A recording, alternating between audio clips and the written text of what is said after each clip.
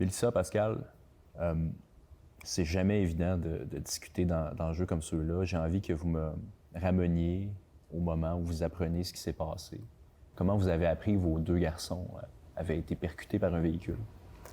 Dans mon cas, c'est les policiers qui sont venus me chercher à la maison pour m'informer que mes garçons avaient été impliqués dans un accident avec un véhicule.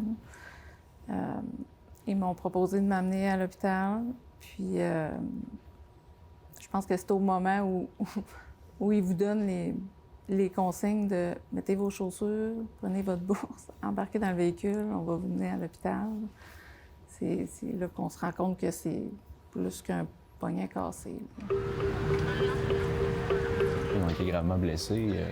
Oui. Jacob vient de sortir du coma. Oui. Vous avez dû craindre le pire, la chose que les parents n'osent pas imaginer. Effectivement. Je pensais jamais être autant heureuse de voir les yeux clignés de mon fils. Il est en réveil, on est super contents. On peut maintenant dire que Jacob il est hors de danger.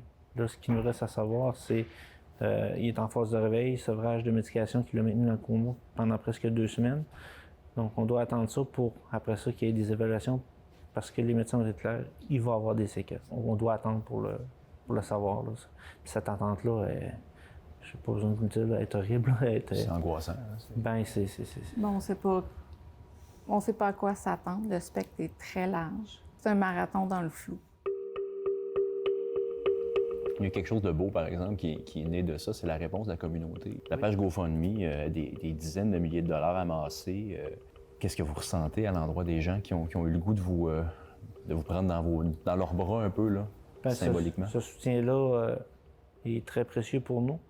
Dans ces situations-là, on y va heure par heure, jour par jour. On remercie tous les gens, mais pas juste les gens du GoFundMe.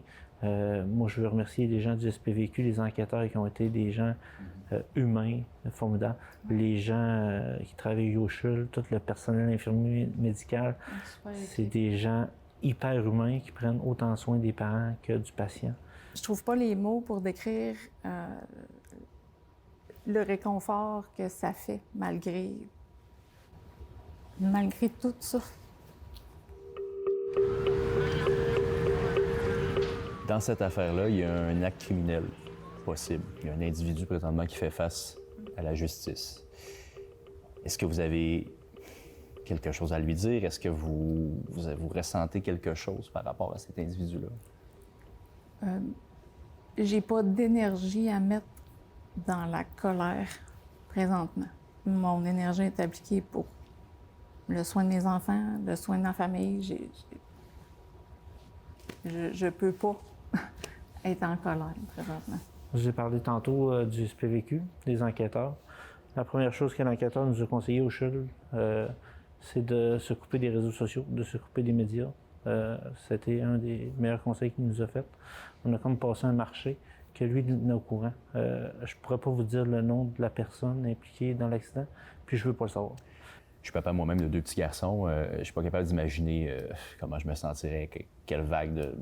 J'ai juste le goût, comme tous les parents, des serrer dans mes bras. Est-ce qu'il va y avoir un après avec Jacob, Nicolas? Allez-vous... Est-ce que vous avez le goût de leur dire quelque chose? Est-ce que vous avez le goût de les... On est fiers d'eux, de leur courage, de leur force. À part dire merci.